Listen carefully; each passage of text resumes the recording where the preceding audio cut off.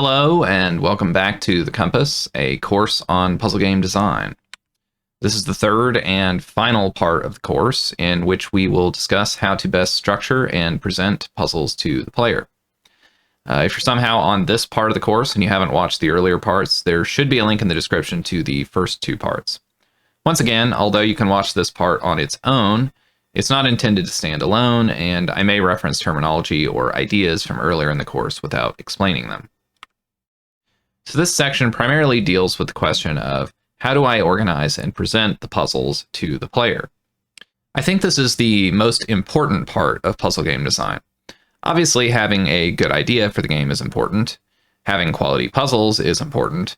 But the place in which the vast majority of puzzle games drop the ball is in the presentation. So if you think about what we've covered so far, we've covered questions about the game overall and questions about puzzles in particular. This section covers the part in the middle.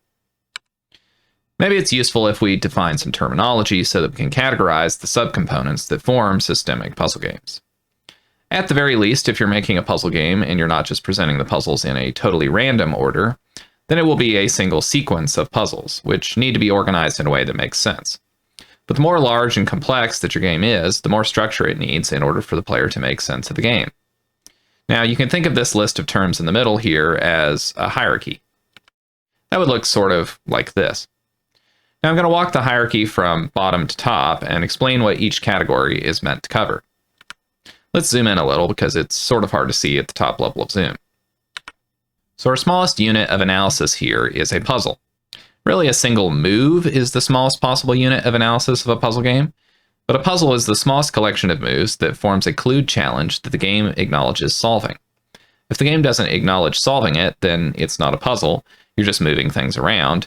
And if the game doesn't clue the challenge, then it's not a puzzle, it's a secret. Now sometimes there's complex connections between puzzles, or puzzles might have multiple solutions that will affect progression in the game. But for purposes of the hierarchy, we'll just consider all of those to just be puzzles. Obviously, something like this is a puzzle. And although you might sometimes refer to a puzzle as a level, it's important to note that a puzzle is not the same thing as a level, and sometimes a level might have multiple puzzles in it. So if we move up the ladder a bit, if you have multiple puzzles that must be solved in a linear order, then we call that a sequence. Functionally, a sequence organizes puzzles into a group that expresses some more abstract idea than a single puzzle can. If a single puzzle is like a sentence, then a sequence is like a paragraph of puzzles. Once again, the witness presents sequences in a very visually obvious way. However, other games do have sequences in a somewhat more subtle way. Something nice that Patrick's Parabox does is that gameplay flows immediately from one puzzle to the next when within a sequence. The player solves a puzzle and is immediately presented with the next puzzle without being booted back out into the hub area, which would break the flow. Now, this isn't a requirement for a series of puzzles to be considered a sequence, but I would consider it the ideal way to present sequences in this kind of game. Okay, moving on up. If there's a definable collection of sequences which focus on a single topic, and that is still a subcategory of the overall area topic, then that is a subsection. Sometimes areas are not large enough to need subsections to make sense of them, but often this level of organization is helpful for the player to understand an area. If we were to take the mine area from Taiji, then these would be the subsections. Once again, each subsection is defined by its topic. For example, the tutorial subsection is focused on the topic of teaching the player the basics. Alright, so moving up one more level in the hierarchy brings us to the largest discrete section of the game that is still smaller than the entire game, which is an area. Functionally, an area focuses on a single variation on the core gameplay, or some combination of existing variations from other areas in the game. If you look at the witness, then the areas would be each discrete section with a distinct visual and mechanical theme. In the witness, these areas tend to be based around orthogonal mechanics, though there are some areas, such as the town, which focus on combining existing elements together and increasing difficulty. On the other hand, although a monster's expedition also divides itself into areas, the areas tend to be focused around sub-rules rather than orthogonal mechanics or variants. This makes the mechanical themes subtle enough that some players will not notice them. Additionally, there's some thematic noise issues in the game, which make this even harder to parse for the player, but we'll discuss that a bit later. Alright, So looking at the complete hierarchy, the game is the total structure that is comprised of all the areas, their subsections, sequences, and of course, individual puzzles. Now, it's important to remember that this hierarchy is just a means to help us analyze the structure of puzzle games. It's not as though all games will have all parts of this hierarchy. A game could consist entirely of one long linear sequence of puzzles split into areas. Or a game could have areas, but those areas just consist of collections of completely unordered puzzles.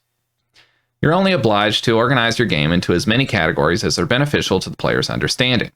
The important thing is that the hierarchy of your game is simple enough for the player to understand, but not too simple to properly organize the ideas in the game. We talked about nested gameplay loops in the first part of the course, which are a way of thinking about the progression structure of the game. Whereas the hierarchy we just discussed is more about the organizational structure. But although the organizational structure and the progression structure can mirror each other and should both be clearly communicated to the player, they are not the same thing. In the Witness, they are the same thing. Completing sequences leads to completing areas leads to unlocking an end-game area, and so the organizational structure of the game and the progression structure of the game are very tightly linked. But they're not always linked. A Monster's Expedition does have themed areas, but completion of these areas is not directly connected to completion of the game. Okay, so that hierarchy we showed earlier is all well and good, but it's not like we actually designed games that way from the beginning. So what does the process that results in that structure look like? When you're creating a puzzle game, you'll be coming up with a substantial amount of puzzle ideas, and there will be natural patterns that form in the kinds of ideas. Broadly speaking, you start to recognize the patterns and you group the ideas into areas based on those patterns. Maybe you have a specific mechanic, and so you make an area around that. Or maybe there's some subcategory of the behavior of a mechanic, and so you form an area around that. Then, inside of those areas, you have certain topics that you might end up coming up with multiple puzzles around. And those can be organized into sequences of puzzles that the player has to solve in a linear order. So you end up with multiple sequences, and then you arrange those into some kind of linear order, usually based on increasing complexity. Maybe you end up noticing some broader topic categories within the area, so you can then decide that those are going to be grouped into subsections. If the player still needs to understand subsection A before they can understand subsection B, then the linearity pattern should continue, and A should naturally come before B. But nonlinear structures are best for topics that don't have a particular order or dependency chain between them. So maybe you end up with some branches where one subsection of an area leads into a choice of multiple subsections that follow it. Eventually, you end up with an organized structure that groups all the subject matter in the game and has linearity where ideas have a natural order to them, and nonlinearity where they don't. Sometimes areas will branch, and then the branches will come back together. Sometimes an area will overlap with another area. So that's sort of the process. If you remember our discussion from the first part of the course about how the main idea for the game comes first, then puzzles, then structure, this is sort of the same process in greater detail. So it's often easy to see ahead of time that you'll want to make an area focused around a particular idea. But the details of what the individual puzzles are come later, and then sequences and/or subsections get built out of the patterns in those details. Alright, so I want to take a moment to talk about subpuzzles, which are a structural element that is smaller than a single puzzle, but can still be very useful to think about. So if a section of a puzzle can be solved independently, without considering the rest of the puzzle, and completing that section is not easy to reverse, then you can kind of consider that section to be its own subpuzzle within the context of the larger puzzle. These subpuzzles, if arranged into a linear order, can even form a sequence-like structure inside of a single puzzle. So if we look at this puzzle from Stephen's Sausage Roll, there's sort of 4 different subpuzzles within it, with each subpuzzle being able to be reasoned about and solved on its own. And because they are placed in a linear order, when the player solves one of these sections, they don't have to think about the previous sections anymore. This can be a very useful way to present several variations on a single idea.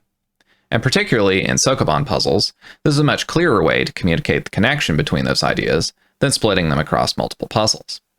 Alright, so let's move on to some structuring and presentation do's and don'ts. The first do is reflect the structure of the ideas in the structure of the presentation. So a huge structural question is whether to present things in the game linearly or non-linearly. As we just said, you should reflect the structure of the ideas in the structure of the presentation.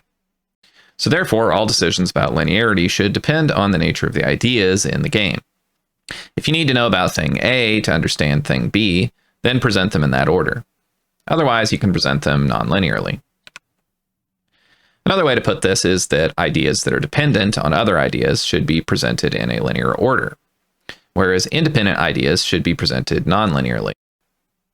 Naturally, this means that some parts of the game should be linear and other parts should be non-linear.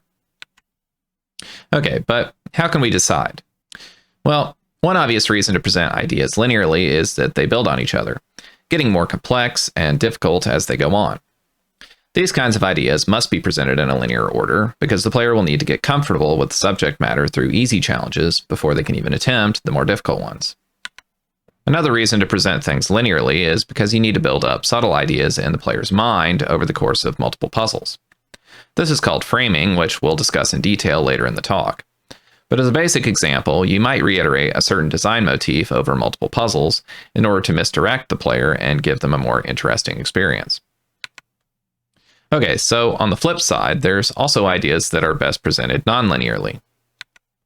One example is when ideas are orthogonal, which is to say disconnected and not dependent on each other. Now, this is obviously the case for orthogonal game mechanics, but this also applies any time the subject matter of the puzzles can be considered out of order. And a second, more subtle reason to present ideas non-linearly is that they could be considered completely optional. Allowing the player to skip extra puzzles that they aren't interested in can improve pacing, as long as you're careful and you don't have too many optional levels. We'll discuss this a bit more in the pacing section later in the talk. Okay, so depending on the nature of the ideas, we will want to present some parts of our game linearly and other parts non-linearly. But what if there was another way? So I want to talk about a couple of design motifs that I would call pseudo-linear progression, by which I mean that they create a linear relationship between things in the game, while essentially remaining non-linear. The first of these pseudo-linear concepts is the suggested sequence. This is where puzzles are presented in a clear order, but the player is allowed to skip ahead. One way to do this is by numbering the puzzles. In Baba Is You, there's a mixture of linearity and non-linearity. You have to solve some levels in order to unlock new levels, but sometimes you unlock multiple levels at a time. In this case, the levels are labeled with numbers that suggest an order in which to solve them. The game Cipher also numbers its puzzles, but it presents them in a much more open-ended fashion. The numbers are printed on the wall near the puzzle, but they're quite subtle, thus suggesting to the player that the order is only a little bit important. Numbered puzzles can be very useful if they communicate a hidden structure of the ideas, but if the numbers don't seem to be connected to the difficulty or any kind of logical progression, then they don't really add much to the game. Cosmic Express, for example, has numbered levels, but the game is so non-linear that you might unlock level 11 before level 5, and so the numbers are essentially just a name for the level. As we mentioned in the previous part of the course, the sequel, Spooky Express, just has massively improved structure and presentation. The boundaries between the worlds are much stronger, the pacing is much better, and the numbers are obviously correlated with difficulty. So I'll once again recommend checking out Spooky Express and comparing and contrasting with Cosmic Express, as you can learn quite a lot by examining all the subtle improvements in the design. Another way to suggest linear order is just to place the puzzles along a clear linear path, so that the player must walk past the easier puzzles to get to the hard ones. In this early version of the gallery area in Taiji, these puzzles were presented in a long hallway, which the player could only enter from the left, clearly indicating a progression from left to right, even though puzzles could be skipped. But in the final game, I changed the layout for convenience without considering how this would confuse the player's perception of the linear order. Now the puzzles are split across two separate hallways, and the player can enter from either the left or the right side. The complexity for the puzzles progresses along this yellow line, but unlike the earlier version where the order was quite intuitive, in this final version, the player is very likely to encounter the most difficult puzzle first. In retrospect, it would have been much better to either enforce that the player solve these puzzles in a linear order, or change the layout of the floor so that the player always encounters the puzzles in the correct order. So it's important to understand that for a suggested sequence to be effective, it has to be very clearly understood by the player. Now, this kind of suggested linear path doesn't have to be presented as a hallway, of course. As long as the path is very clear, then the player will understand that it suggests a sequence. The witness uses a path early on to encourage players to proceed to a good beginner area. The player can choose to ignore this path, of course, but because they're going off the beaten path, literally, they know that they're doing things out of the suggested sequence. So as a counterexample, let's imagine a game that doesn't nudge you in any direction at all. Such a game would essentially let you pick from doors A, B, or C without knowing ahead of time what's behind them. And giving the player this choice might seem like freedom, but because they don't understand the consequences, it's not very meaningful. It's important to remember that a beginning player doesn't really know what's in the game, and therefore they don't have a strong opinion about where they might want to go first. So it's good to nudge players in the direction of the most likely best first path, because beginning players don't really care, they just want to have a good time. Okay, so another pseudo-linear tool is knowledge gates. Often in a puzzle game, you have areas which require understanding things learned elsewhere in the game. And a common solution to this problem would be to create a linear dependency between the areas. For example, the player gets keys when they complete each area, and they need to use those keys to unlock a door into the new area. You could call this a completion gate, as it gates off access to the area behind completion of other areas. A knowledge gate, on the other hand, gates off the access to the area behind the player's knowledge. It is a puzzle which is designed to test that you understand a mechanic before allowing you into the area behind the door. The difference between a knowledge gate and a regular test puzzle is that a knowledge gate is specifically presented, openly available, and out of sequence. The benefit of knowledge gates is that if one area of the game is dependent on understanding another area, the player doesn't have to have fully completed the other area in order to gain access. So long as the player has learned enough about the mechanics to get through the knowledge gate, then they can safely attempt the puzzles in the knowledge-dependent section. So what makes a good knowledge gate? Now you may remember back in the puzzle design section of the course that I talked about the design of this knowledge gate puzzle from Taiji in detail. I'll reiterate something that I said in that section about this type of puzzle, which is that the overall goal of a knowledge gate is that the player should have to guess all of the rules correctly simultaneously in order to solve it by guessing. So they shouldn't be able to get very far just by guessing one rule. And at best, the puzzle should actively dissuade them of the idea that they have it right by creating a contradiction if they proceed with only a basic understanding of the rule. So in this puzzle, that contradiction happens because the puzzle forces you to create an area larger than size 3 in the bottom left corner. So if the player guesses correctly that the pips are tied to the size of the area, then the puzzle rejects that idea. But in this case, an experienced player will immediately recognize what to do, whereas a beginning player will think, well, if it doesn't mean size, then I don't know what it means, and they will be likely to go elsewhere. So when should you use knowledge gates? Obviously, if there's a knowledge dependency between sections of the game and you can enforce it with a knowledge gate, then you could consider doing so. But you should only do it when the benefit of allowing the player to proceed without completing the entire prerequisite area is greater than the confusion and frustration that a knowledge gate might cause. It's important to remember that the player might not even understand that what they're looking at is a knowledge gate. For example, this puzzle in The Witness often causes players trouble because it looks so simple. It's a very small puzzle with only 2 symbols on it, but nevertheless, an inexperienced player is likely to bang their head on this puzzle for hours. In contrast, this puzzle, although actually easier, appears very overwhelming to a beginning player. So, knowledge gates should generally appear intimidating. You want it to be obvious to a new player that they aren't supposed to be here yet. Another way to present knowledge gates is by hiding them in plain sight. OOO is a puzzle platformer that quite effectively uses knowledge gates throughout the progression of the game, and it's the primary way in which the game is nonlinear. Now it achieves this mostly by making them not even seem like puzzles at all. For example, here you can just walk to the right through this hallway as part of the normal progression. But there's an important maneuver that the player will learn later that makes this room's design much more clearly a puzzle. Knowledge gating is quite powerful, and when making Taiji, I began to hatch an experiment in my mind. Could I gate all of the progression this way? Could I make an area where you could waltz straight to the end if you knew what you were doing already? However, it's important to remember that overuse of knowledge gates can create lots of confusion about where to even begin. If you played the mill area in Taiji, then you are probably very familiar with what this can feel like as a player. If you can believe it, it was actually even worse earlier in development, with 2 more openly accessible knowledge gate puzzles. So I toned it back a little after seeing maybe too much player suffering for the sake of my experiment. Interestingly, the knowledge gates did actually prevent players from skipping ahead, it just created too much pain and confusion to be worth it. Now, to sum up, if nonlinearity makes the player's experience worse, then you should avoid it. I think looking back now, I'd make the mill area a bit more linear still. Alright, so we just covered 2 pseudo-linear progression structures, and these can be ways to sort of have your cake and eat it too with regards to linear versus nonlinear presentation. You can either use suggested sequences to have nonlinearity while still communicating an order to the player, or you can use knowledge gates to have implicit linearity while presenting the ideas out of order. Moving on, we've talked about how to approach linearity in a way that reflects the structure of the ideas in the game. So now let's talk about how to spatially organize things in a way that also reflects the structure of the ideas. If you just show the player a linear sequence of all the puzzles in the game, then they will not be likely to perceive any organization whatsoever. Earlier we discussed a hierarchical organization structure for a game. As much as possible, you want the spatial organization of your game to reflect this hierarchy.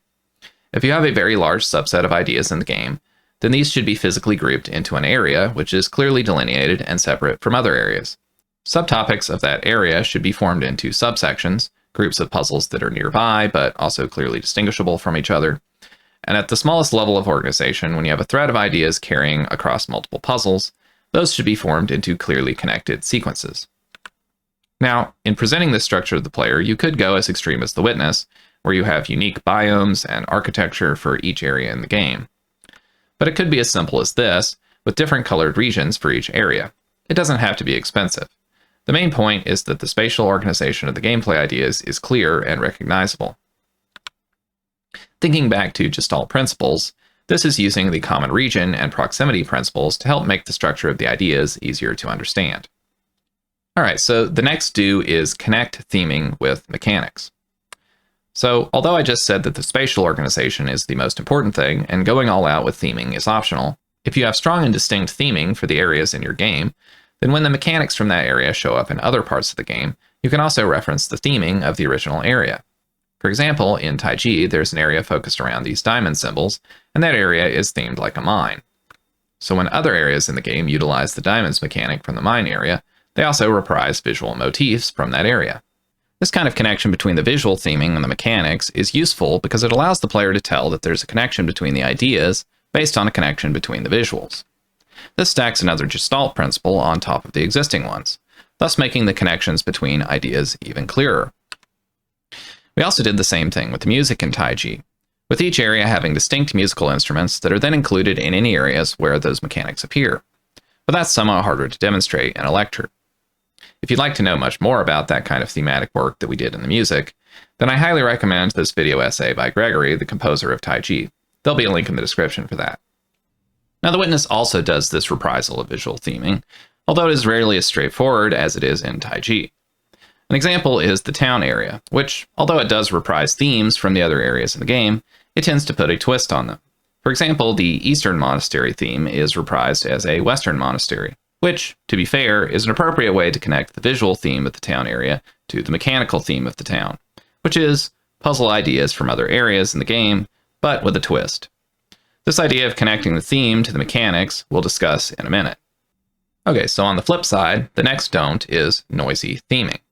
If themes are misapplied, then the connection between the theming and the mechanics will be degraded. So if you want to connect the theming to the mechanics very strongly, then it's important that you maintain the integrity of that pairing across the entire game. Themes and their associated mechanics should, as much as possible, appear together and never separately. One way to have noisy theming is when, although you have a mechanic appear in a certain part of the game, you have neglected to theme that part appropriately. We will call this negative thematic noise, because the theming is missing when it should have appeared. Here's an example from my own game, Taiji. The mechanic seen in the puzzles here, represented by these line symbols, is associated with the area in the left-hand screenshot, which is a decaying factory buried under fall leaves. But I also referenced this mechanic in a crossover section in the gardens area in the right-hand screenshot. Unfortunately, I failed to add any visual references to the factory or fall leaves. This is really just because I forgot to include them, but it is an example of negative thematic noise. Now, the second type of noisy theming is when you apply a theme to an area that doesn't include the mechanic typically associated with that theme. We will call this positive thematic noise because the theme has appeared in an area where it shouldn't have appeared at all. In this case, the mine theme was misapplied in part of the shrine area, seen in the right-hand screenshot, because the area spatially overlapped with the mine, and so it was very easy to just continue the same art. But it would have been much better to have altered the theming for this section to make it more unique to the shrine area. This is again mostly another oversight, but it is a good example of positive thematic noise. As we mentioned earlier, the Monsters Expedition has areas that pair a visual theme with a mechanical theme. However, both the visual and mechanical themes are very subtle and delicate. This would probably still work if the game didn't also have positive thematic noise. Typically, in a Monsters Expedition, the themes of areas are based around subrules. If you remember, subrules are a special case behavior of a mechanic. You can see in both of these puzzles from this area that a log has to be rolled across another log as part of the solution. This is the mechanical theme for this area. But most areas also include some of these glue islands, where there really isn't a puzzle at all, and they're just needed to connect two other puzzles together spatially while not interfering with other things.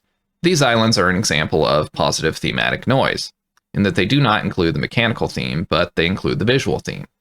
This makes the connection between the mechanics and the visuals in each area much harder to recognize.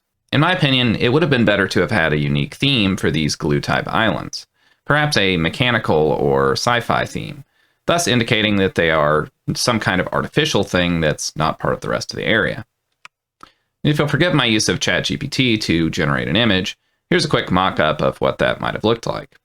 A nice thing about this is that it also includes these sci-fi logs, which could be used on other islands where there's glue logs that are also not part of the main puzzle, but just allow the player to proceed to another island. Once again, it's still unfortunate that the themes in the game are so visually similar.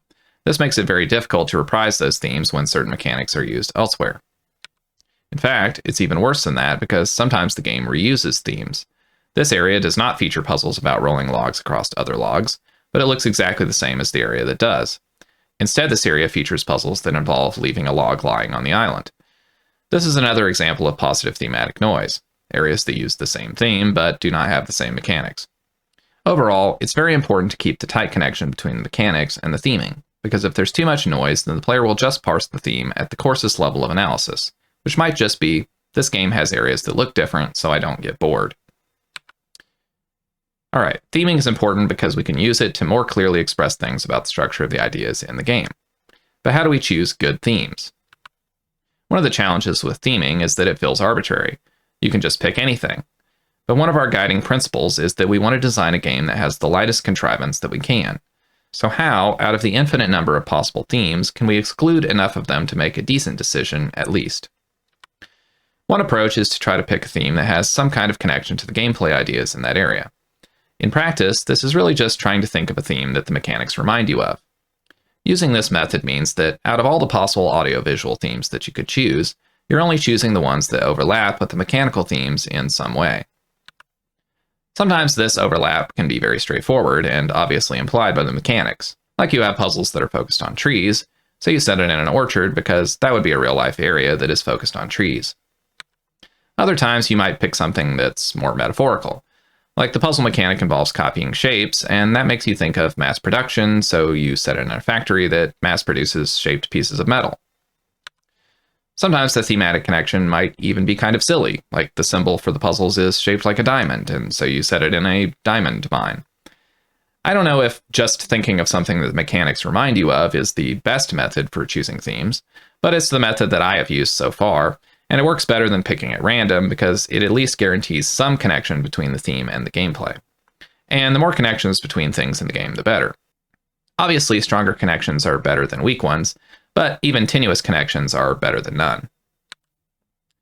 Something to note is because you want your theming to be connected to the gameplay, it's important to have done a significant amount of pre-production design on an area before you decide to theme it. It's best to know exactly what puzzles, sequences, and subsections are going to be in the area, and roughly where those will be in the progression before you start theming. This allows you to use the gameplay themes of those sequences or subsections to enhance the thematic decisions in detail for those parts of the areas. Once again, theming doesn't have to be expensive, it just has to be recognizable. The most important thing is communicating to the player the structure of the ideas in the game. This can be as simple as just changing the color palette, or it can be as complex as choosing architectural styles to reflect on the mechanics. Now, this is a bit of a tangential point, but I think it's also important to look for opportunities to communicate subtle things about the gameplay more clearly using the theming. An example of this would be how the vampires in Spooky Express want to travel to a coffin, and the zombies want to travel to an open grave. This utilizes existing cultural ideas to make the game design much easier to understand than something more abstract like Orange Guy wants to go to the orange station, which is how that type of thing was communicated in Cosmic Express. Alright, so let's switch gears and have some do's and don'ts about pacing. The first don't is, don't fatigue the player. Pacing puzzle games well is mostly about managing player fatigue and maintaining enough momentum that the player wants to keep playing the game. If the player is fatigued, then the game will feel like things are taking longer, and the pacing will suffer. Unpleasant experiences have a time dilation effect, whereas pleasant ones have a time shrinking effect. So naturally, this kind of thing affects pacing. Now, there are many things that can hurt pacing by fatiguing the player. Naturally, too slow of progress is poor pacing. A very straightforward way that this could happen is by having too many difficult puzzles in a row. Steven's sausage roll definitely does this, and it's a problem that gets much worse as the game goes on, because the puzzles get much harder and the game gets much more linear. I never finish the game because every time I sit down to play, I can expect that I might play for an hour and not even solve a single puzzle. So we don't want too many difficult puzzles in a row. Unfortunately, evaluating the difficulty of puzzles is not straightforward. Difficulty is correlated with how long a puzzle takes to solve, but this can vary dramatically between individual players, and some difficulty spikes are probably unavoidable. I think the best thing to do is to have a large number of playtesters and have a strong vision for what the ideal player's experience should be like. That way you can decide when deviations from the ideal in a particular player's experience are acceptable and when they aren't. Since we're making a puzzle game, it's probably acceptable to have the player get stuck on a hard puzzle for an hour, but it's not okay if they're stuck on every puzzle for an hour. You need to have variety. Another thing to think about is that perception of the speed of progress matters almost as much as the actual speed at which the player solves individual puzzles. This means that the way in which you present the puzzles can affect how the player feels about the progress. This is how the game Logic Bombs presents its puzzles to the player. It just shows them a big list of all 160 puzzles in the game from the beginning. In and of itself, this is daunting to a beginning player, and it creates a sense of apprehension and dread, because now all the puzzles just seem like a big to-do list. And also, each puzzle that you solve only feels like 1/160th of completing anything. So progress feels very slow, and solving a single puzzle feels very unimportant. Now, only showing the player puzzles that they could currently access would help a lot. Then the player has an intermediate goal that they're working towards, and each puzzle feels much more substantial. But one problem with this approach is that the player doesn't have any idea how big the overall game is until they get to the end. This is perhaps okay if you have a relatively short game, but it can generate fatigue itself if the game is substantial in length. This example from Would You Love Me If I Was a Snake shows a good way to split the difference, showing outlines for future areas that will be unlocked as the player progresses through the game. This gives the player a bird's eye view of how much is in the game, without overwhelming them by showing them the details of all the individual puzzles. Going back to how showing the player too many puzzles all at once can overwhelm them, in an early version of Taiji, many of the areas were presented in a similarly dense fashion. Whereas in the final game, this same area is presented like this. Now obviously nice graphics can help with player fatigue, but I want to call attention to the changes in the presentation of the puzzles themselves. The main difference is that there are now only 4 main puzzle screens in the area, with an additional screen forming an optional challenge. There are still 16 main puzzles in the progression of this area, but multiple puzzles can share the same screen, and this visual change makes the area feel much more approachable. And because there are only 4 screens, completing each screen feels like a substantial chunk of progress, which helps keep the player motivated. An additional thing to note is that the player can only actually see the current puzzle that they are interacting with all the other puzzles simply appearing as blank screens. This functions in a similar way to the locked areas in Would You Love Me If I Was a Snake, in that irrelevant information is hidden from the player to keep the game feeling manageable. The next thing that can slow down pacing tremendously is a lack of variety. Sometimes lack of variety can create fatigue, particularly if you have too many puzzles on the same topic. I had trouble finding a good example of a finished game with this kind of problem, but the example we just showed earlier from pre-production Taiji is good enough. The pre-production version of this area had 29 puzzles on the same topic, whereas the final area only has 16. So the best answer here is really just to cut down on the number of puzzles until you're really only covering the most interesting things in that area of discussion. Another problem with having too many hard puzzles in a row is that this is also a lack of variety. Though the same kind of problem can also happen if all the puzzles are too easy. The game becomes boring and flat because the player is never really challenged. Arranger is a very fun and inventive puzzle game, which I nevertheless didn't complete because the game lacked variety and that the puzzles were all very easy, even several hours into the game. Going back to theming, having a lack of visual variety in the theming can also hurt pacing. A Monster's Expedition, although it has quite lovely visuals, suffers a lot from the lack of variety in the theming. This makes the game more fatiguing to play for long periods of time. The next thing that can slow down pacing tremendously is ugly graphics. A very good game with ugly graphics is much harder to enjoy because the experience of playing the game is quite tiring. PROMESST is a fantastically designed game, but it's just ugly as sin, and so it's much harder to stick with it till the end. Steven's Sausage Roll also suffers somewhat from this malady. I don't hate what the game looks like, but it's fair to say that the artwork itself is never going to draw anyone into wanting to play the game. Now, the bad art is actually counteracted somewhat by the music and sound effects, which are quite good and add a lot of atmosphere and character to the game, but we'll come back to that later.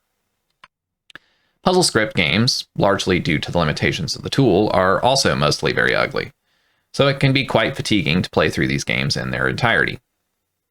Even I made a couple of these, although I attempted to make polarization a bit more aesthetically appealing by picking nice colors at least. Similarly, having annoying music or sound effects can fatigue the player significantly.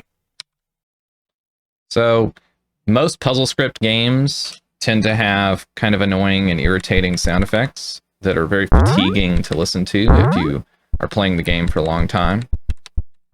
It's not exactly a fair example because puzzle script as an engine doesn't really allow you to do high quality sound effects. It's just sort of one of the limitations of the engine is that the sound effects are not very high quality, but it still remains the case that it's a good example of fatigue when it comes to listening to sound effects in your game, and especially like if you have sound effects like this does every single time that you move around. Another example of irritating music causing a game to be much more fatiguing than it would be otherwise is 5-Step Steve, which has music that is so obnoxious that I actually could not play the game without just muting the tab on Google Chrome. So that could be an argument for supporting the ability to disable music in your games, though it's certainly an argument against having very annoying music. I know this game's music has its defenders. Although 5-Step Steve is a very extreme example of annoying music, it's important to note that repetitive music, even if initially pleasant, can cause player fatigue. Patrick's Parabox has quite nice music, but there are occasionally some tracks in the game which are very repetitive and can become fatiguing to listen to for long periods of time.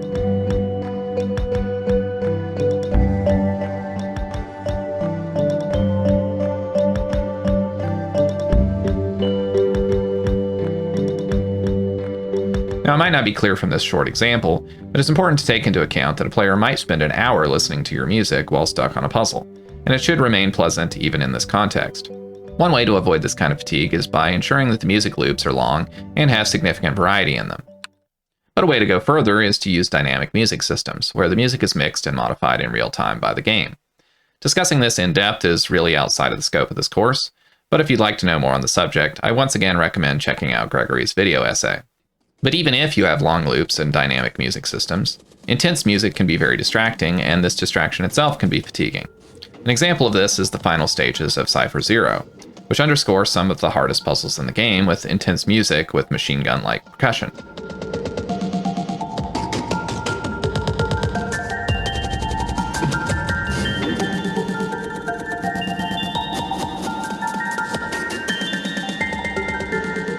Once again, I'm not talking about the quality of the music, but how fatiguing it can become over time.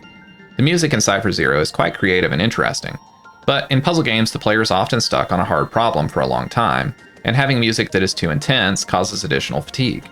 I think it's usually best to keep music during puzzle solving more ambient and relaxing. Think spa music. We'll discuss this in a bit more detail later. Finally, a somewhat uncommon point of fatigue is when the game requires experimentation to solve the puzzles, but it also punishes mistakes too harshly. There's a few ways this type of thing can happen. One problem would be when you have puzzles that can be easily soft-locked, but you don't allow undo. By soft-locking, I mean that you can get the puzzle into an unsolvable state. In Sokoban games, this is quite common, and often a soft lock can be triggered with a single move, which could have even been on accident. So the ideal thing is to always allow at least some undoing of moves. An example of this outside of the Sokoban genre would be the Talos principle, which the original game only allowed full restarts of puzzles. This could be very annoying because there were many puzzles where you could accidentally step too close to an explosive mine or walk in front of a turret, and then you'd have to redo the entire puzzle from the beginning. The recent remake of Talos Principle added an undo feature, which, although it's a bit strange considering the game's real-time nature, is a very welcome improvement. Another example would be Recursed, which has, in addition to having no undo, long and complex levels. So if the player has to restart the level, they may have to replay an annoyingly long section before getting back to where they made the mistake. Another similar annoyance is not allowing the player to undo manual restarts, by which I mean if the player can press a button to restart the puzzle, they should also be able to press an undo button to undo restarting the puzzle. This is currently sort of a standard feature in Sokoban games, and although it's just nice to be able to undo accidental restarts, it's actually more useful than it might seem, because it lets players glance at the starting state of the puzzle to determine if they've made a mistake. For example, if there's a block that's stuck against a wall, I want to make sure that I didn't push it against the wall. If I reset the puzzle and at the beginning of the level that block was already against the wall, then I just know that's part of the constraints of the puzzle and not a mistake that I made. A somewhat recent and popular example of a Sokoban game that doesn't allow undoing restarts is Baba Is You. By default, the game asks you to confirm if you hit the restart key, which does mean the likelihood of accidentally losing progress is much lower. However, the prompt does not specifically tell you that this can't be undone, and furthermore, the player can choose to disable this confirmation entirely, and then the typical issues with not being able to undo accidental restarts then apply. Another way that experimentation can be punished is if there is excessive downtime.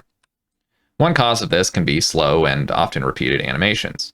For example, in Hearthstone's puzzle mode, resetting the puzzle takes nearly 20 seconds before you can play again. For another example, ETHEREAL plays a 20-second long unskippable animation every time you complete a level. These type of commonly repeated animations should be very quick, and if they're not, then ideally the player should be able to hit a button to skip them. The Talos principle also fell victim to this downtime issue with its recorder puzzles. These puzzles required the player to wait around for long periods of time in order to give their future self enough time to do what they need to do, which means that attempts on the puzzle are invariably time-consuming, which punishes experimentation. Once again, the remake of the Talos principle fixed this issue by allowing recordings to have pause points inserted into them.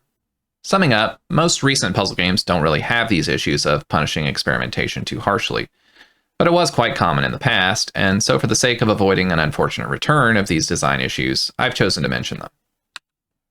Okay, the next do. Give the player a break while still playing. So we've covered a bunch of pitfalls that hurt pacing and fatigue the player. What about the opposite? What are some things that you can do to give the player a break while still letting them play the game? We talked about how too many hard puzzles can wear the player out and ruin the pacing, so let's talk about how easy puzzles can be used to build momentum. Easy puzzles that can be solved in quick succession help build player confidence and give them the energy to tackle harder challenges. It is important to not have too many easy puzzles, though, as this can also become monotonous.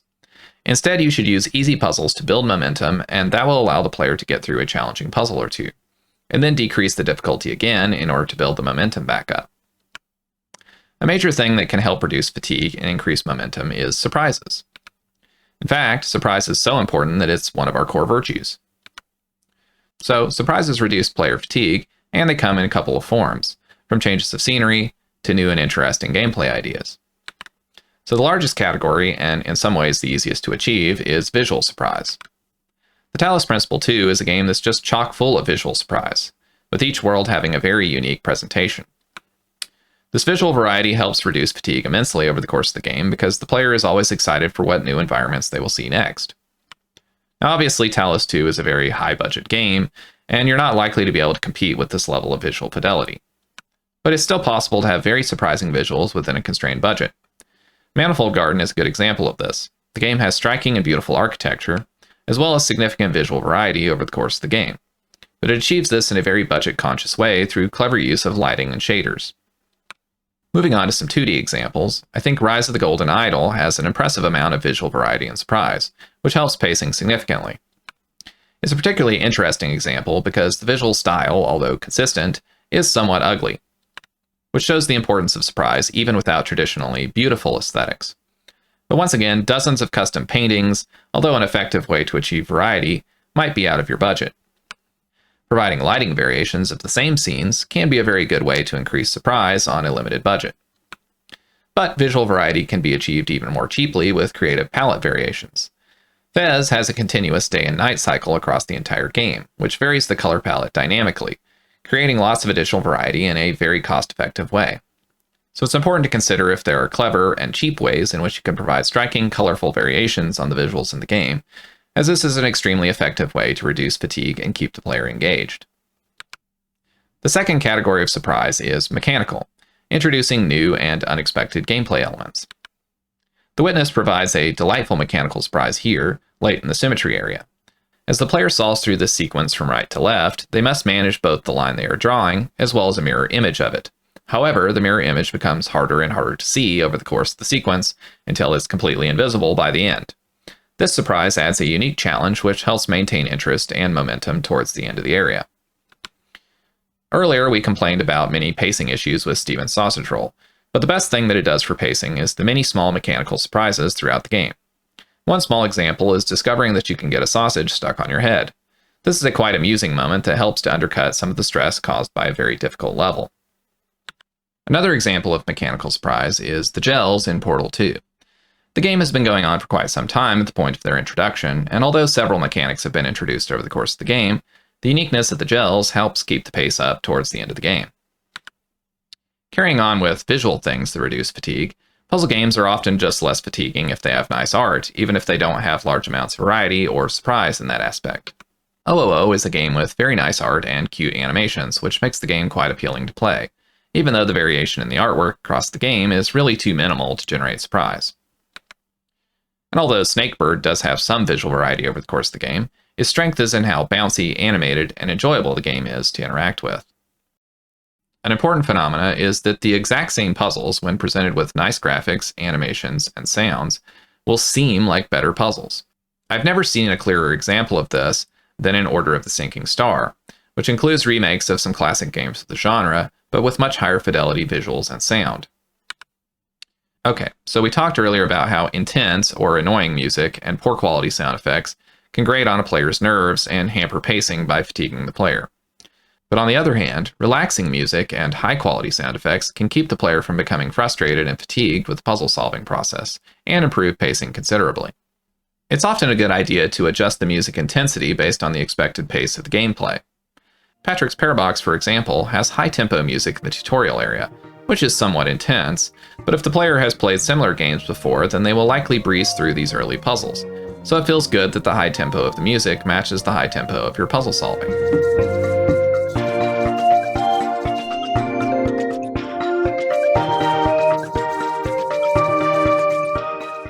On the other hand, when you're stuck on hard puzzles for a long time, it also feels good to match the slower tempo of the puzzle solving with slow tempo and low intensity music.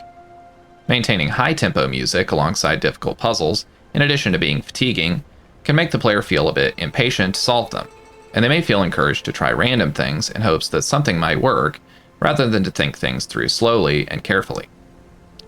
Another nice thing about slower tempo music is that it can often be relaxing. Hard puzzles themselves are inherently fatiguing, and more relaxing music can help reduce this fatigue level. This is something we specifically tried to do in Taiji with very calming, almost spa-type music in the game.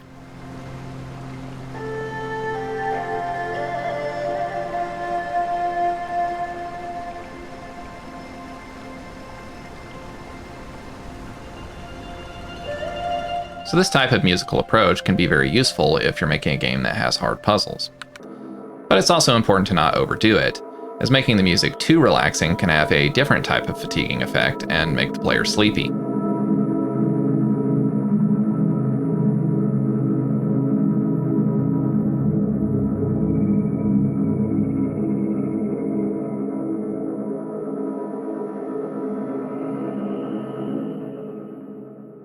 So I've been pretty harsh on Steven's Sausage Roll so far in this pacing section, because I do think the game's kind of fatal flaw from a design standpoint is that it just has poor pacing.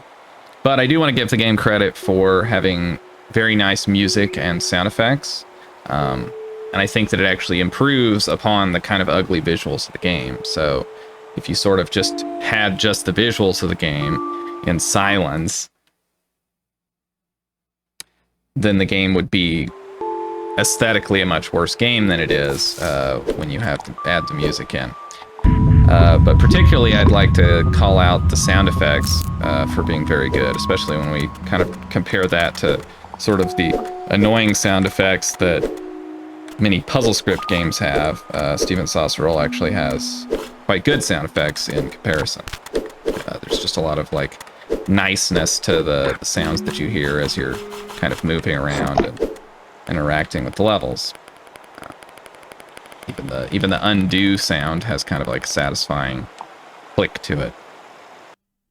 So it's interesting that having good music and sound is more important than having good graphics. And generally speaking, bad graphics are less detrimental than bad sound and music, at least as long as the graphics are still readable.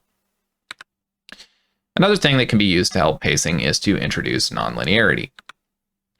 Making your game highly open and non-linear with a lot of variety can allow the player enough freedom to balance out the overall game pacing. For example, if they're stuck on a difficult section, then they can go somewhere else in the game and try other puzzles. But non-linearity doesn't necessarily improve pacing. For example, within each area in Steven's Sausage Roll, the player has complete freedom to tackle the puzzles in any order, but this actually hurts pacing somewhat, because the player has to spend a lot of time bouncing off of levels until they find one that is within their zone of proximal development. Additionally, within the context of more linear sections, sometimes you have a lot of good puzzle ideas on one topic, but some players get bored with the topic before they finish all the puzzles. In this case, it can be a good idea to pull some of the puzzles out of the main line and make them optional. This way, players can skip ahead if they're ready to move on.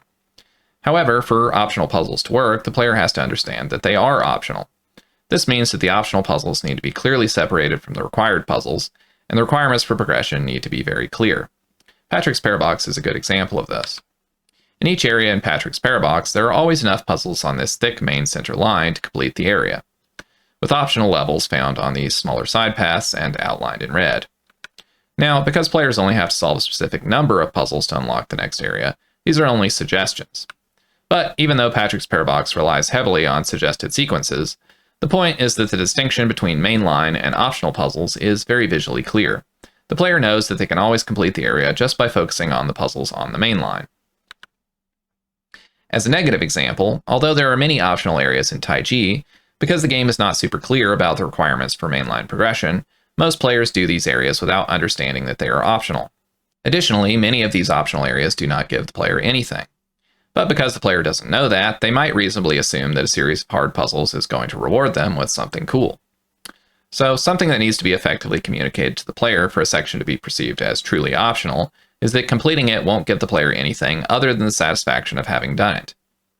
Obviously, if you gate off parts of the game behind doing something, then that thing is not really optional.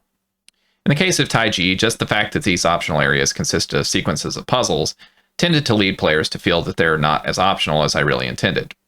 I don't think all of this is a strong enough reason to not include optional areas, but I do think that it means that making puzzles optional is not a get-out-of-jail-free card. The optionality is just a way to give players that want to move on the ability to move on. It's not an excuse to lower the quality bar for things that should be in the game, or wreck the pacing by including too many levels. For example, some players find the pacing in Patrick's Parabox to be too slow, even though many of the puzzles are optional, and this is likely because they did all of the optional puzzles in each area before moving on. Some players are just completionists, or they might be afraid that they'll forget to return to an area and finish the remaining puzzles later. So it's important that the pacing of the game be good even if the player were to do all of the puzzles available to them. If you have too many good puzzles to include them all without wrecking the pacing, it may be a good idea to consider locking some of these puzzles until after completion of the game, or hiding them behind some secret. Now, Patrick's Parabox does have some puzzles hidden in a post-game area, but perhaps it could have moved even more there. Alright, finally, sometimes pacing can be improved by giving the player something else to do. Solving puzzles is fun, but it can get very monotonous, and so it's nice to be able to take a break and still play the game somehow. This is almost an inversion of what you'll often see AAA action games do, where, in order to break up the monotony somewhat, they'll introduce puzzles. Supraland is an example of exactly that inversion of AAA game design, where Supraland is mostly a puzzle game, but it also includes combat sections. However, the combat is not particularly good, and so its effectiveness at breaking up the monotony is much lessened. Ultimately, any alternative gameplay modes have to actually be something that the player enjoys doing for them to improve the pacing. Story can also be a good way to improve pacing by breaking up the monotony. Portal 2 is famously effective at this, using both cutscenes as well as incidental dialogue from characters as the player is moving around. Obviously, success with story as a pacebreaker is highly dependent on having quality writing. Another way to keep things from getting too stale is simply by having a large variety of puzzle types. Islands of Insight has lots of types of activities to do, which keeps things from getting too boring or samey. Manifold Garden doesn't have as much gameplay variety as Islands of Insight, but it does change the context of the core gameplay to keep things interesting. It also has exploration sections periodically throughout the game, where the player must navigate large open environments to find the entrance to the next puzzle rooms. The Witness has both exploration and the search for hidden objects as some pace breakers. Once again, how effective this is depends on how much the player enjoys exploring and looking for things. Alright, so the next do is pace outside the flow zone. Another way to think about pacing is in relation to flow theory. Now, typically when flow theory is brought up in game design discussions, this chart is used. It compares the player's current skill level to the difficulty of challenges that they are presented with. The idea is that as players play the game, they increase their skills, and you want to try to keep players in the flow zone by giving them appropriate levels of challenge, and avoid letting things slip into the anxiety or boredom zones. However, I think for puzzle games, keeping the player entirely in the flow zone is not ideal. But since the way this chart presents the theory lacks enough resolution to really clarify that point, instead we're going to use the full chart, because it's much easier to talk about the nuances of this in relation to pacing if we have more zones. So, as we just mentioned, the standard advice is to not spend too long outside the flow zone, which I still think is good advice generally. However, for puzzle games, you don't want to spend the entire time in the flow zone, because this is where automatic thinking happens. Flow is sort of analogous to running on autopilot, and the player can't really grapple with new subject matter when they're on autopilot. They can't learn because they're just executing. Flow state builds momentum, though, which can be put to use later if the player gets stuck. So it's sort of a balancing act, where the longer time you spend outside the flow zone, the further you fall into worse zones. So for example, spending time in the relaxation zone is good for building momentum, but spending too long there will cause the player to end up in the boredom zone, where they might consider quitting the game. It's the same in the other direction, where attempting difficult challenges is reasonable if the player has enough momentum, but if they spend too long on difficult challenges, they'll begin to feel overly anxious and worried that they might not have the energy to complete the game, and they'll also consider quitting. So if we renormalize the chart to be a bit more similar to the classic flow chart, but with a bit more resolution, then we can now plot the player's experience over time. An ideal line would cover a large range of different types of experiences, from times of flow to times of challenge. Even a bit of anxiety is good in moderation. After all, being able to fail is one of the things that makes games unique. Additionally, this line should spend some time in the relaxation zone in order to gain momentum that can be spent in the more difficult sections. A large part of the way that you as a designer can control this line is by controlling what the player is allowed to run into, what puzzles they're even allowed to attempt. If we go back to the idea of zone of proximal development, you want to vary the player's experience by presenting them with puzzles that are both in and below their current zone of proximal development. Puzzles in zone in will keep them in the flow zone, as they're just executing on things that are already understood by them. This is good for building momentum, but this zone is also sort of the sleepwalking zone. And it's important for learning, which is required to solve harder puzzles, that you break the player out of sleepwalking from time to time. You still typically want to avoid going above the zone of proximal development into N+2, barring some things like knowledge gates, where you need to be as clear as possible that the player is not expected to do them immediately. Alright, so let's switch over to some do's and don'ts about nonverbal communication. So the first do is understand what a puzzle says. A skill that's important to cultivate as a game designer is the ability to look at any given gameplay scenario, or puzzle in the case of puzzle games, and determine what exactly that scenario communicates to the player. If you can't say what a puzzle says, or even if it says anything at all, then you have no hope of ever having any control over the design. Regardless of whether the game is linear or non-linear, and regardless of the degree of intransparency featured in the design, The experience for the player is always a linear experience of discovery over time, where they begin by knowing very little about the game, and they use the things that they see in the game to build a mental model of how the game operates. So there's the actual computer implementation of the game, and then there's the player's mental model, which is always somewhat incomplete. Tino and Sylvester suggests that because the player can never perceive the computer model directly, the only model that actually matters in game design is the player's mental model. He calls this the player model principle. And, at least to some extent, I agree with this principle. So the question of what a puzzle says is the question of how does it modulate the player's mental model of the game. Now, obviously, puzzles take place in the context of a larger experience. The player has developed some partial mental model of the game already, and the current puzzle just provides some new information to refine that model. We will call the player's existing mental model when they approach a puzzle the frame. And so framing is about controlling, or exploiting, what's in the player's mind when they get to a puzzle, as well as considering how that puzzle alters the player's current mental model of the game. It's specifically about considering the context in which you place a puzzle, and the way in which puzzles and other game elements alter the perception of later puzzles. Thinking back to the question earlier about what a puzzle says, in context, it's often possible to determine that a puzzle communicates something much more subtle and related to that context than what could be determined by analyzing the puzzle in isolation. For example, the more significantly that a puzzle alters the player's mental model, the more surprising and memorable the puzzle is. This means that where you place a puzzle is very important to how the player perceives it. Which means that framing is very important, because the way in which you present the ideas in the game will determine whether or not the player appreciates them, whether they even like it or not, whether they get it or not. You can have good ideas or good puzzles, but if you don't present them well, then it's like a joke that doesn't land. Now maybe it just doesn't work, but the game doesn't exist in isolation. It exists in interaction with the audience. And if the audience isn't appreciating the game, then it's just as likely that you're fumbling the presentation. Framing can make or break a puzzle. For example, this puzzle in Taiji comes at exactly the right time to exploit the player's limited understanding for maximum surprise. If it came much later, then the idea that single squares could be the solution would be very obvious. But interestingly, it also doesn't work if the player doesn't know anything at all about the rules, because then they're just as likely to guess by toggling on the tiles containing the symbols and get the correct solution by accident. So now we're going to look at some different examples of framing using a sequence from The Witness. So we've mentioned sequences before, which, on a very surface level of analysis, are just a series of puzzles presented in a linear order. But this sidesteps one of the primary benefits of using sequences, which is to gradually build context for a specific effect. So we're going to use this initial black and white stone sequence from The Witness because it's a very good example of lots of different framing ideas. Since framing is about the context in which the player finds the puzzle, it's important to remember that this is not the first puzzle that the player has seen in the game.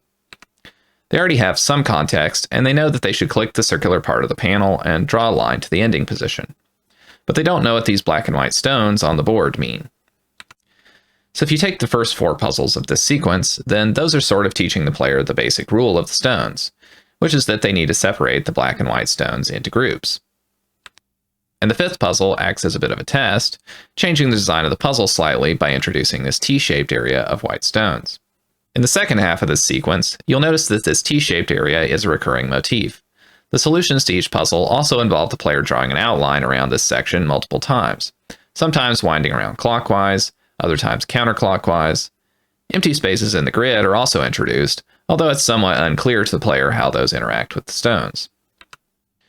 When the player reaches the final puzzle in the sequence, because they've become accustomed to outlining this T-shape, they're very likely to attempt to do it again. First trying to go counterclockwise, but then realizing they'll block off the exit this way, and then trying winding around the other way, realizing they'll still block off the exit. Ultimately, after a bit of a lateral move in their thinking, they'll realize that they can use the empty spaces to connect the white stone on the top of the grid with the ones on the bottom and solve the puzzle. So if we look at the sequence overall, in the first half of the sequence, the framing is primarily used to teach the player the rules. Whereas the second half of the sequence, the framing serves dual purposes. It both functions as homework or practice problems to help the player solidify their understanding, but it secretly functions as misdirection for the final puzzle of the sequence, making that puzzle more difficult, interesting, and surprising. So you can really think of sequencing as just a iterated version of framing, where each puzzle is a setup for the next puzzle in the sequence, which then sets up the next, and so on. But it's important to remember that framing is not limited to within sequences, and also includes the things that happen prior to and after a sequence. In the case of this sequence from the witness, on the way from the beginning of the game towards this black and white stone section, the player is also likely to have visited this vault to the left. The door to the vault is guarded by this puzzle, and this is likely to have been the player's introduction to the black and white stones. Now, this puzzle is intentionally placed outside of the player's zone of proximal development, and so they are extremely unlikely to be able to solve it when they first encounter it. But this experience serves as motivational framing for the later sequence, in that the player will recognize those black and white stones, and they'll be more excited to do a sequence and learn about them. And also, the black and white stone sequence itself retroactively serves as framing for this earlier puzzle, in that the player's understanding of the black and white stone symbols now makes the puzzle easier to solve. The important thing to understand is that framing is just about the context in which the player is approaching a puzzle, and that includes any prior experiences that they've had in the game. So what are some purposes that puzzles can serve in the overall progression of the game? Well, puzzles can introduce new concepts or mechanics. We've referred to this type of puzzle earlier as an insight puzzle. Puzzles can also just give the player some practice with those concepts. These are typically what we referred to earlier as exercise puzzles, in that they don't introduce any new ideas, but they just increase the complexity. Puzzles can also test whether the player has mastered a concept sufficiently. Now, this can happen in the course of a linear sequence, where it would just be a test puzzle, or it can happen out of order in the form of knowledge gates. Another use for puzzles can be to smooth out the experience by hinting at an idea that will be helpful in the following puzzles. This type of hint is what I call a topic tag. It might not be obvious what the topic of a puzzle is if there's significant variety of subject matter in the game, and a topic tag helps narrow down the focus enough to bring the puzzle into the player's zone of proximal development. Here's an example of topic tagging from OOO, where a very simple puzzle, similar to ones that the player has done earlier in the game, is repeated just to put the idea in the player's head of dropping bombs through thin platforms. But because the player is now thinking about this topic after doing this puzzle, the next section goes much more smoothly when they have to place bombs through platforms in a very peculiar way. Without this topic tag to narrow the focus, it's possible that the player might get discouraged and just start trying random things instead. Now, in a much longer game, topic tagging can also be used as a reminder about concepts that the player may have forgotten, especially if they last saw them many hours earlier. This type of reminder puzzle can significantly reduce the off-topic difficulty of remembering things in long and complex games. As we mentioned earlier, puzzles can also serve to misdirect the player, in order to either set the player up for failure, lead the player into the crux of a puzzle, or just to create a more surprising reveal later. Puzzles can also serve as a joke, generally if the difference between the player's expectations and the simplicity of the solution is very large. For example, the shadow puzzle in The Witness, which we mentioned in part 2 of the course. Puzzles can also serve to confirm or reject certain theories about the rules, if the game focuses a lot on rule discovery. Okay, the next do is motifs. So motifs are just a design element that repeats across multiple puzzles. If we look back at our trusty black and white stones tutorial, in the first 4 puzzles, the pairing of a black stone on top and a white stone on the bottom is a repeated motif across those several puzzles. In these puzzles, the motif serves as a familiar element that helps the player learn the puzzles. A good way to teach the player something new is to minimize the difference between the new thing and something that they already know. And in this next sequence of puzzles, as we mentioned earlier, this T-shape of white stones is a repeated motif. In this case, it functions on multiple levels. It functions in the same way that the earlier puzzles do, where it's a familiar element that minimizes the player's exposure to new elements, but also it serves as misdirection for the final puzzle. Because generally, if motifs repeat in multiple puzzles, then the player will assume that they interact with them in the same way. And in the final puzzle of this sequence, that pattern of interaction is broken. This room in OOO is another interesting example of motifs, where the knowledge of the motif is actually the key to a knowledge gate. The light blue blocks in the center of this room can be destroyed by blowing them up with a bomb. And to the left of this room is a frog who blocks the hallway. Now, the way that these frogs work is that you have to bring them a fly, and they will eat the fly and retreat back into the wall, basically acting as a keyed door. However, these 2 screens seem to comprise the entirety of the puzzle, and because there's no fly here, it seems impossible to proceed. It's also not possible for the player to smuggle a fly in from the right, because the pink flag there will eat the fly before they can get it to the frog. Now this puzzle is found at a branching point in the game, so the player will eventually leave to the right, ignoring this puzzle for now. They then proceed through a sequence that is designed to teach them exactly what to do to get past the knowledge gate. This sequence is quite brilliant and detailed in its execution. However, we don't have enough time to discuss all the details, so what I'm going to focus on is that it includes 2 other puzzles with the exact same screen layout as the knowledge gate puzzle, thus reinforcing the connection between the ideas learned here and the earlier puzzle with a motif. The first reprise of this room has a passage out to the left and around, so the player can see that there is a room hidden below from another screen.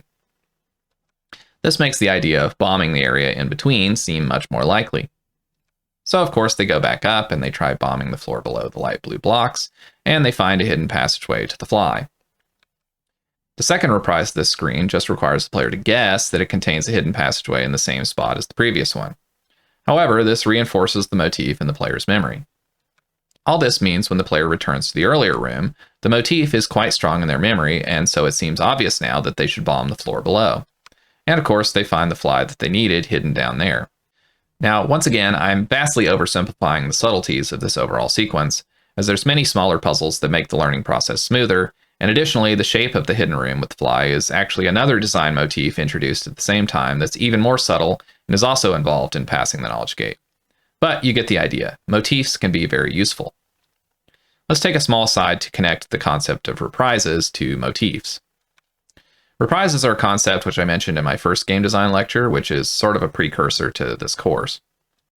In that talk, I mentioned an example of reprises from Braid, which sometimes repeats the exact same level layout across multiple worlds, where the changes in the rules of time between the worlds drastically change the nature of the puzzle. So you can kind of think of reprises as just a special case of a motif where the entire puzzle design itself is repeated. The difference between motifs and reprises is really just a perceptual one, in that with a reprise, the player's initial reaction to the puzzle might be, wait, isn't this just the same puzzle again? So definitely this example we had from 000 would count as a reprise. But also, if we look at the black and white tutorial section from the witness, we will see 3 separate reprisals. 1, 2, and the third one is actually a triptych of reprisals. So both motifs and reprisals can be used for all of the framing purposes that we outlined earlier. You could use them to teach or to misdirect, as in the black and white stone tutorial in the witness. You could create a knowledge gate simply based on the player's recognition of a motif, as in 000. Or, like in Braid, you could reprise entire level designs in order to emphasize the differences between 2 puzzles that are otherwise identical. I'm not going to reiterate all of the purposes again, but just think of motifs and reprises as tools in your toolbox that use something familiar in order to modulate the player's perception of a new puzzle. Okay, so the final don't. Don't try to engineer it from the top down. It's important to understand that although I'm analyzing a thing that's complete with all this complex framing going on, the process by which you make these kind of things is quite different. It's very unlikely that this final puzzle of the black and white stone sequence was conceived first, and then with the thought of, oh, I need to do a bunch of setup so that this puzzle will be surprising. The process is more like writing, where you just make puzzles, iterating on an idea and exploring variations. And you're looking for opportunities to do something interesting as you go along. And after you've designed several puzzles, then maybe you look back and you see improvements that you can make to earlier puzzles, or opportunities where you could set up the thing that you do later better. Here's a bit where I was designing some puzzles on paper for Taiji. We talked about using forwards design to design individual puzzles by placing elements into the puzzle in the order that you expect the player to notice them.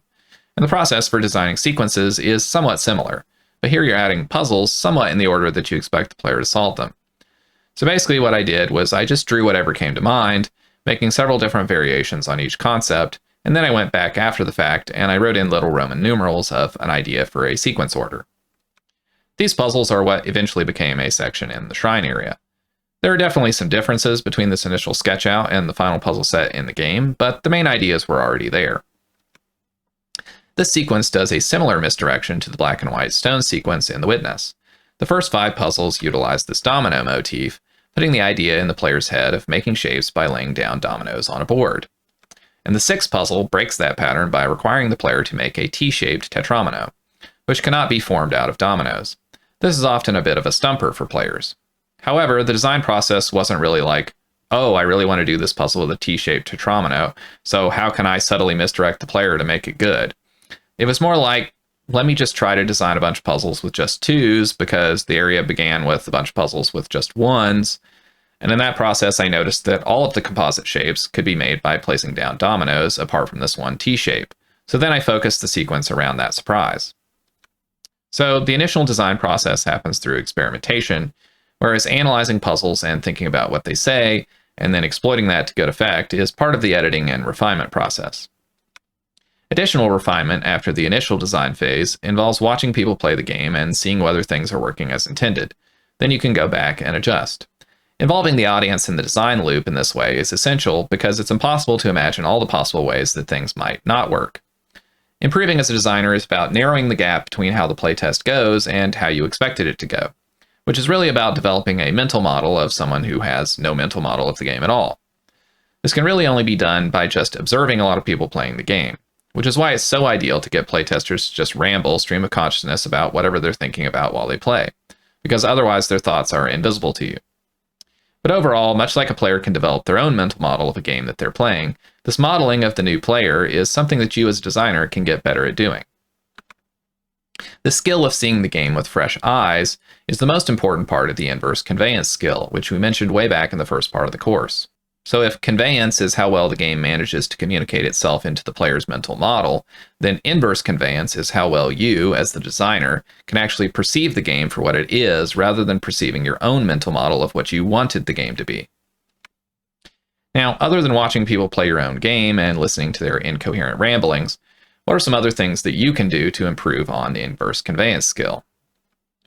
Now, a very good technique is to replay games that you like and analyze them as you go, attempting to write down exactly what ideas are communicated by each puzzle or level design. Alternatively, you could just record a video of your analysis, much like a playtest video, just rambling about whatever you notice. You might even post them up on your own YouTube channel and call them analysis videos. But use whatever process works well for you and motivates you to do the analysis. It can also be useful to watch people play games for the first time that you have already played before and enjoyed. Luckily, this is extremely easy to do, and there's basically an infinite supply of this regardless of the game on the internet.